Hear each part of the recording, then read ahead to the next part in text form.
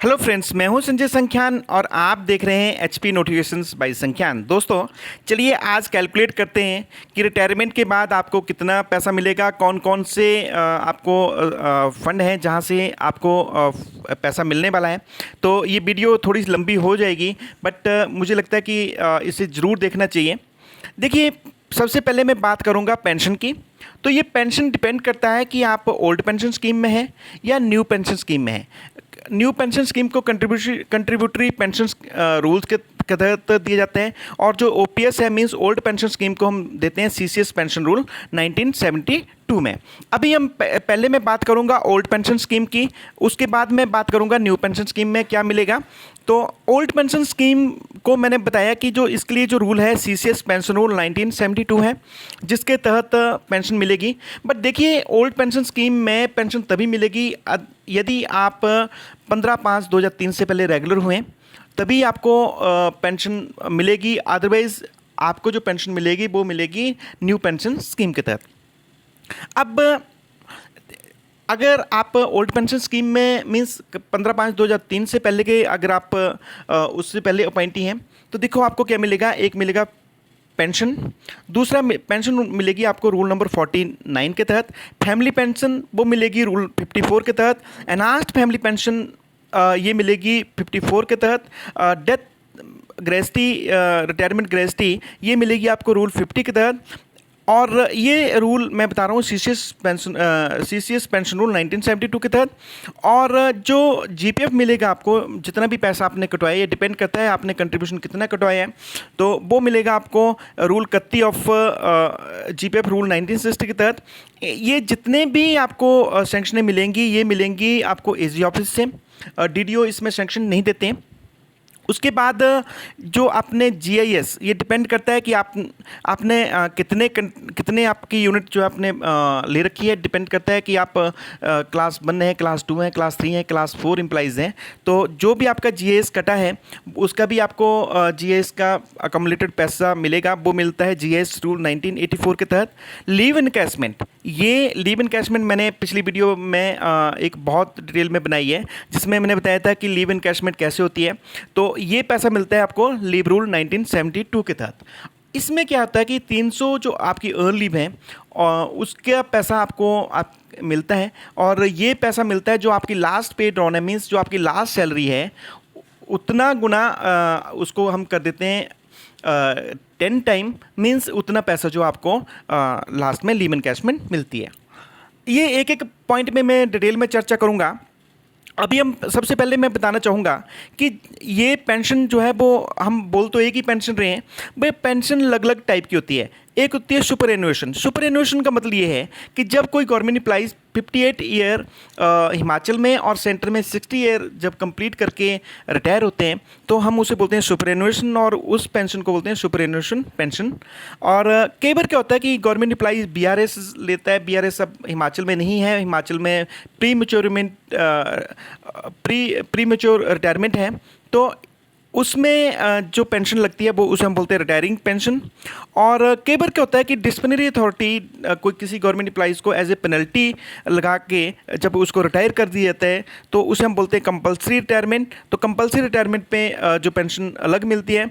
Invalid pension, invalid pension का मतलब ये है कि जब कोई गवर्नमेंट एम्प्लॉइज़ काम करने मतलब फिजिकल फिटनेस ना होने की वजह से मान लो रिटायरमेंट ले लेते हैं, तो उसमें जो उनको पेंशन लगती है उसे हम बोलते हैं इनवैलिड पेंशन। फैमिली पेंशन तब मिलती है जब गवर्नमेंट एम्प्लॉइज़ की मान लो ड्यूरिंग सर्विस या सर्विस के बाद डेथ हो जाती है, तो जो फैमिली को मिलती है उसे हम फैमिली पेंशन बोलते हैं। प्रोविजनल पेंशन, प्रोविजनल पेंशन का मतलब ये है कि जब कोई गवर्नमेंट एम्प्लॉइज़ के अगेंस्ट मान लो रिटायरमेंट के ड्यूरिंग भी उसको कोई डिपार्टमेंटल प्रोसीडिंग चली है, या कोई उनका कोई केस कोर्ट केस चला हुआ है जिसमें फाइनेंशियल एम्बेजलमेंट है, तो उस स्थिति में जो गवर्नमेंट एम्प्लॉइज़ को पूरी पेंशन न देकर उनको प्रोविजनल पेंशन देते हैं। कंपनसेशन पेंशन भी ये तब रहता है कि जब कोई मान लो पोस्ट ही अबॉलिश हो गई है और गवर्नमेंट एम्प्लॉइज़ कहीं और नौकरी नहीं करना चाहता है, तो उस स्थिति में उनको हम कंपनसेशन पेंशन जो है वो गवर्नमेंट एम्प्लॉइज़ को मिलती है।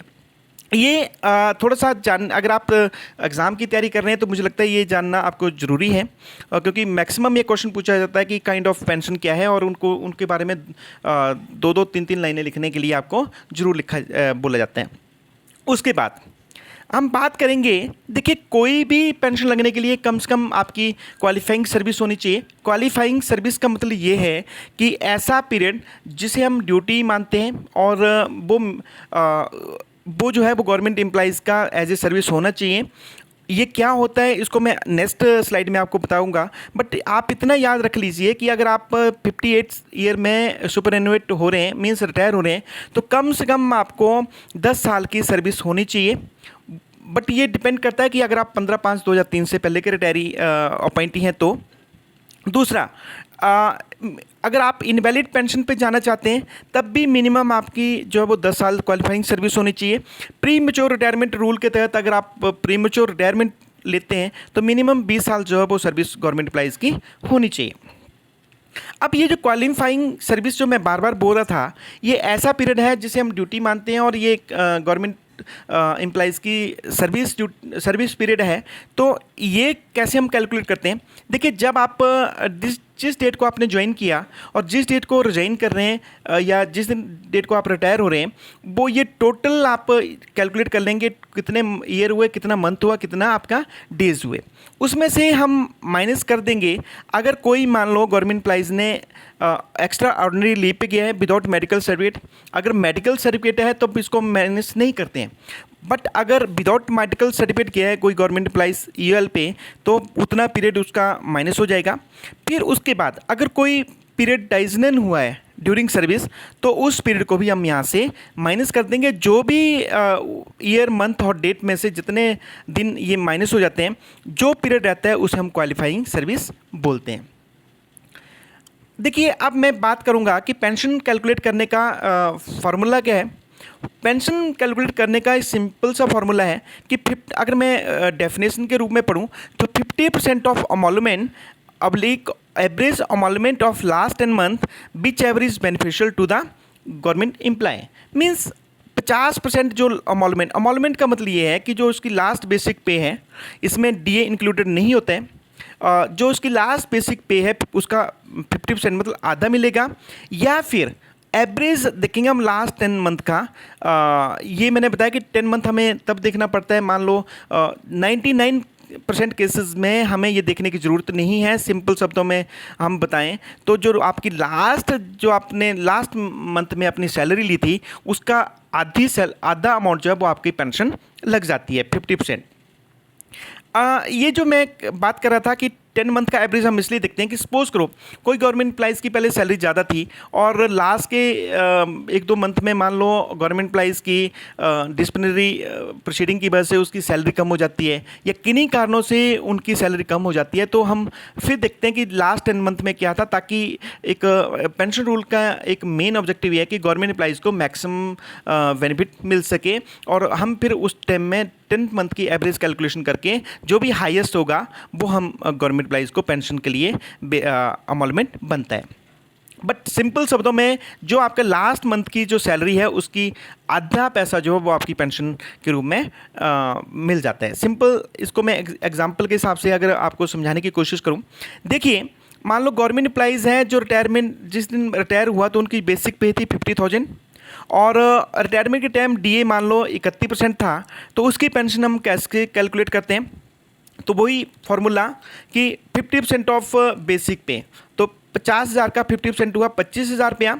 और इसमें मैं आपको बताऊं कि 31% हम डीपी जब आप सर्विस में होते हैं तब हम इसे बोलते डीए, और जब रिटायरमेंट के बाद हम इसे बोलते हैं डीएनएस पे। तो 31% हम डीपी लगाते हैं, तो ये 25,000 प्लस 31% इसका ये बन जाता है 32,750। तो मीन्स 32,750 जो है वो आपकी पेंशन बन जाएगी। अगर आप इसमें से चाहें तो कम्यूटेशन भी करा सकते हैं, वो मैं नेक्स्ट स्लाइड में आपको बताऊँगा। बट अगर आप कम्यूटेशन नहीं कराते हैं तो आपकी जो पेंशन है वो 32,750 रुपया पर मंथ बन जाएगी।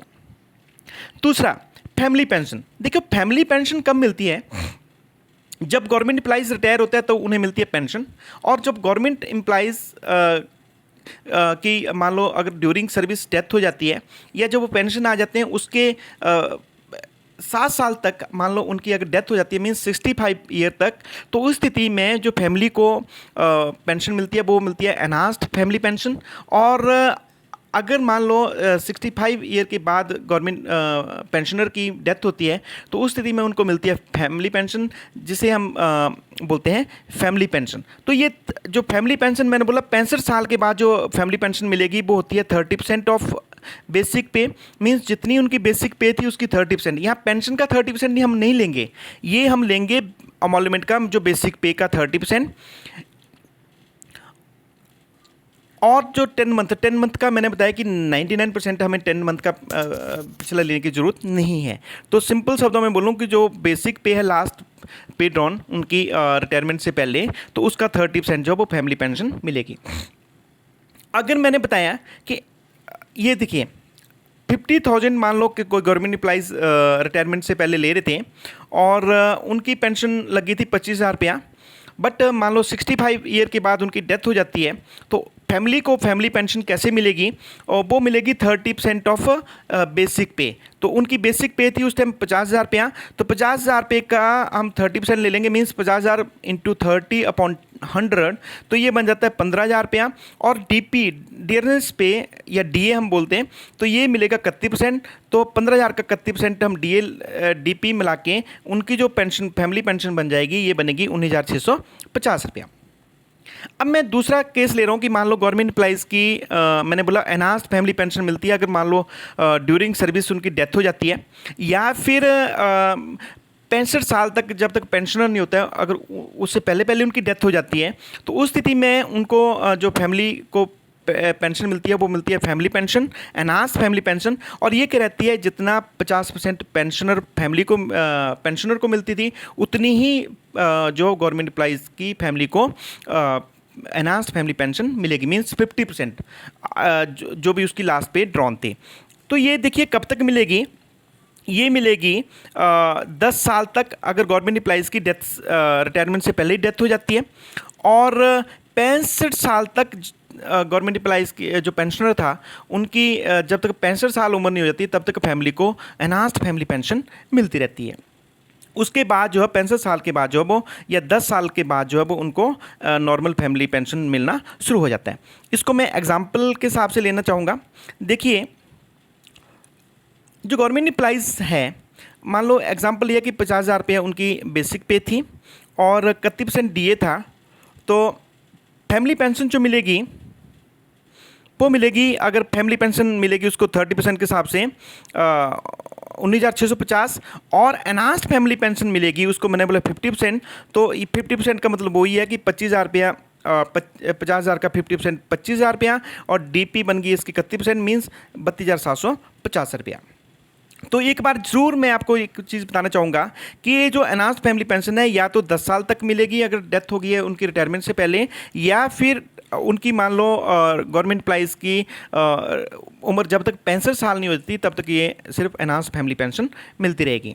उसके बाद देखिए जो पेंशन रूल थे, जो पुराने सीसीएस पेंशन रूल 1972 थे, या अभी जो रिवाइज्ड पेंशन रूल 2022 निकले हैं 6 पे कमीशन के अकॉर्डिंगली, उसमें भी उन्होंने बताया है कि जो गवर्नमेंट एम्प्लॉइज़ की अगर मान लो 80 साल से ऊपर उनकी उम्र हो जाती है तो उनकी पेंशन में इजाफा होना शुरू हो जाता है, पेंशन बढ़ के मिलना शुरू हो जाती है। कितना मिलते हैं, देखो 80 से लेकर 85 साल तक जो है वो 20% एडिशनल पेंशन मिलेगी। मीन्स अगर गवर्नमेंट एम्प्लॉइज़ मान लो 10,000 रुपया पेंशन ले रहे थे तो उसका 20% बन गया 2,000 रुपया, तो मीन्स गवर्नमेंट एम्प्लॉइज़ को फिर 80 साल के बाद जो उनको 12,000 रुपये पेंशन मिलना शुरू हो जाएगी। अगर 85 साल से लेकर 90 साल तक हो जाते हैं तो उनको 13,000 मिलना शुरू हो जाएगी। 90 साल से ऊपर हो जाते हैं तो उनको इस तरह 14,000 रुपये मिलना शुरू हो जाएगी। और अगर 95 साल से लेकर 100 साल तक हो जाते हैं तो मीन्स उनको 15,000 रुपया पेंशन मिल जाएगी। ये जो पेंशन है ये एडिशनल पेंशन इसे हम बोल लेंगे। उसके बाद जब अगर मान लो किसी गवर्नमेंट एम्प्लॉइज़ की रिटायरमेंट आ रही है या आपकी रिटायरमेंट आ रही है तो ये कुछ एक डॉक्यूमेंट हैं जो आपको तैयार रखने पड़ेंगे। एक तो फॉर्म, जो पेंशन फॉर्म है आप इसको नेट से भी डाउनलोड कर सकते हैं या आपको अपने ऑफिस में भी मिल जाता है। दूसरा ये जो आपको अपने 3 पासपोर्ट साइज़ जॉइंट फ़ोटो चाहिए हस्बैंड और वाइफ के, 3 आपके स्पेसिमेन सिग्नेचर लिए जाएंगे जो सिंपल कागज़ पे आपको करके रखने होते हैं। उसके बाद बैंक की पासबुक की कॉपी, जिसे बैंक डिटेल आपकी ली जाएगी कि आप पेंशन कौन से खाते में लेना चाहते हैं। आधार कार्ड की कॉपी चाहिए और साथ में पैन कार्ड नंबर वगैरह, ये ऑलरेडी ऑप्स में होता है, पर अगर आप चाहें तो ये इसकी कॉपी भी आप पेंशन फॉर्म के साथ दे सकते हैं। देखिए, ये जो पेंशन का फॉर्म है, ये गवर्नमेंट डिपार्टमेंट की जो आपके डीडीओ हैं, ये इनकी ड्यूटी है कि वो आपसे टाइमली इन फॉर्म को सबमिट कर लें, और विदिन एक रूल में कहा गया है कि विदिन रिटायरमेंट के विदिन 1 मंथ जो है वो आपकी पेंशन लग के एज जॉब से आ जानी चाहिए। और इसमें आप अप्लाई नहीं करेंगे, डिपार्टमेंट ऑटोमेटिकली आपसे जो है वो फॉर्म फिलअप करा लेते हैं। इसमें जो लास्ट जब आपकी पेंशन फॉर्म भरे जाते हैं तो लास्ट जो आपके 3 डीडीओ हैं उनसे नो ड्यू सर्टिफिकेट भी लिया जाता है, ये आपको ही लेना पड़ेगा और डिपार्टमेंट अपने आप उनसे मांग लेते हैं। और एक जो चीज़ जो मैं बताना भूल गया, देखिए जो आपको मिनिमम फैमिली पेंशन या जो पेंशन है, ये 9,000 रुपये से कम, बेसिक पे से कम नहीं हो सकती, और जो ज़्यादा से ज़्यादा मैक्सिमम जो है 1,15,000 रुपये से ज़्यादा जो है वो आप किसी भी गवर्नमेंट एम्प्लॉइज़ की पेंशन नहीं हो सकती। इसके बाद मैं उसके बाद ये तो था old pension scheme. New pension scheme में ये डिपेंड करता है कि आपने कौन सा प्लान ले रखा है। 7 टाइप के प्लान हैं। आप चाहें उसके ऊपर मैंने एक एनपीएस के ऊपर डिटेल में 25-26 मिनट की एक वीडियो बना रखी है, उसे ज़रूर देखिए कि कौन सा प्लान आपके लिए बेनिफिशियल है। ये डिपेंड करता है कि कौन सा प्लान आपने लेके रखा है, और दूसरा डिपेंड करता है कि आपके कॉपस में मींस जो आपका फंड है, जो आपने कंट्रीब्यूशन आपने और गवर्नमेंट ने जमा कराए हैं, उसमें कितना पैसा इकट्ठा हुआ है। सपोज करो आपने मान लो 30 आपने और गवर्नमेंट का जो टोटल शेयर है वो 30 लाख रुपये इकट्ठा हुआ है, तो 60% तो हम उसमें से विड्रॉ कर लेते हैं। लास्ट में रह गया हमारे पास 12,000 रुपया, 12 लाख रुपया। तो 12 लाख रुपये में से जो भी कोई उसमें से रिटर्न आता रहेगा वो वही ऑलमोस्ट जो है वो एक पेंशन के रूप में एम्प्लॉइज़ को मिलता है। डिटेल में जानने के लिए उस वीडियो को ज़रूर देखिए। और अभी मैं कि ग्रेजुटी कैसे कैलकुलेट होती है, कम्यूटेशन कैसे होता है, और लीव इनकैशमेंट कैसे होती है, जीएस कैसे होता है, जीपीएफ का पैसा कैसे विड्रॉल होता है, अगर मैं सारा इस वीडियो में करूँगा तो वीडियो बहुत लंबी हो जाएगी। और मैं कोशिश करूँगा छोटी छोटी वीडियो बना के इसमें अपने YouTube channel HP notification by Sankhyan में अपलोड करता रहूँगा, और ज़रूर इनको देखिए। मुझे लगता है कि चाहे आपको पेंशन आप चाहे एनपीएस में हैं या ओपीएस में हैं, पर विंग एम्प्लॉइज़ इतना थोड़ा पता होना चाहिए कि गवर्नमेंट एम्प्लॉइज़ को क्या क्या मिलता है और क्या क्या उनके रूल्स हैं। और मुझे लगता है कि ये एक आदमी के कैलिबर को अपग्रेड करते हैं अगर आपके पास छोटा छोटा इस तरह की नॉलेज है। तो इसी तरह की वीडियो मैं अपलोड करता रहता हूँ। लास्ट में मेरा आपसे एक आईक्यू के टेस्ट रहता है। मैं जानना चाहता हूँ कि कितना आप इन वीडियो को समझ पा रहे हैं और कितना आपका कैपेसिटी बिल्डिंग हुई, कितना नॉलेज आपका बढ़ा है। तो अभी मैं आपसे एक सिंपल सा क्वेश्चन पूछना चाहूँगा। मान लो एक गवर्नमेंट एम्प्लॉइज़ है जिसकी 50,000 रुपया उसकी बेसिक पे थी, और 25 साल उसने सर्विस करने के बाद उसको फैमिली प्रॉब्लम की वजह से वो रिज़ाइन कर जाते हैं। तो मैं आपसे जानना चाहूँगा कि उसको पेंशन कितनी मिलेगी। क्या ये 25,000 रुपये मीन्स 50,000 का 50% 25,000 रुपये बनेगी, या उसको कोई भी पेंशन नहीं लगेगी। अगर आपको लगता है कि आपका आंसर 25,000 है तो आप ऑप्शन 1 या 25,000 कमेंट बॉक्स में लिखिए। अगर आपको लगता है कुछ नहीं मिलने वाला उसको, तो आप ऑप्शन 2 करिए, या नील लिख के कमेंट बॉक्स में ज़रूर लिखें। मैं एक्सपेक्ट करता हूँ कि आप मैक्सिमम जितने भी इस वीडियो को देख रहे हैं, एक मिनट का काम है, कमेंट बॉक्स में अपना कमेंट ज़रूर लिखें। अगर आप मैं कोशिश करता हूँ कि हर आपके कमेंट को पर्सनली पढ़ने की कोशिश करता हूँ, और जहाँ तक करेक्शन की बात होती है मैं उसको करेक्ट भी करता हूँ। अगर आप किसी पर्टिकुलर पॉइंट पे वीडियो चाहते हैं तो ज़रूर लिखें, या कोई आपकी और भी कोई सर्विस मैटर से कोई आपकी क्वेरी है तो कमेंट बॉक्स में ज़रूर लिखें। मैं कोशिश करूंगा कि उसका जितना मेरी तरफ से अच्छा सुझाव बन पाएगा मैं बनाने की कोशिश करूंगा। इस तरह की वीडियो मैं अपलोड करता रहता हूं। ये मेरा चैनल है एचपी नोटिफिकेशन बाय संख्यान। इसको सब्सक्राइब जरूर कर लीजिए। मुझे लगता है कि इसमें आपको कुछ न कुछ मीडिया में जो सोशल मीडिया में टाइम बर्बाद करने के बजाय अगर आप 5 मिनट इन वीडियो को देख लेते हैं तो आपकी एक कैपेसिटी बिल्डिंग होगी, एक आपका कॉन्फिडेंस बढ़ेगा, सर्विस मैटर में आपका कई चीज़ें आप सीख पाएंगे। अगर आप सब्सक्राइब करने के बाद एक बेल आइकन आता है, इसे जरूर क्लिक करिए ताकि मेरी हर नोटिफिकेशन आपके पास पहुंचती रह सके। वीडियो अगर अच्छी लग रही है तो लाइक ज़रूर कर दीजिए, कोई पैसा नहीं लगता। वीडियो अगर अच्छी है तो अपने दोस्तों को भी शेयर करें, अपने जो आपके ऑफिशियल ग्रुप हैं उसमें भी शेयर करें ताकि मैक्सिमम लोग अपने आप को अपडेट कर सकें। इसी तरह की वीडियो मैं अपडेट करता रहता हूँ। Keep watching HP notification by Sankhyan. जय हिंद, जय हिमाचल।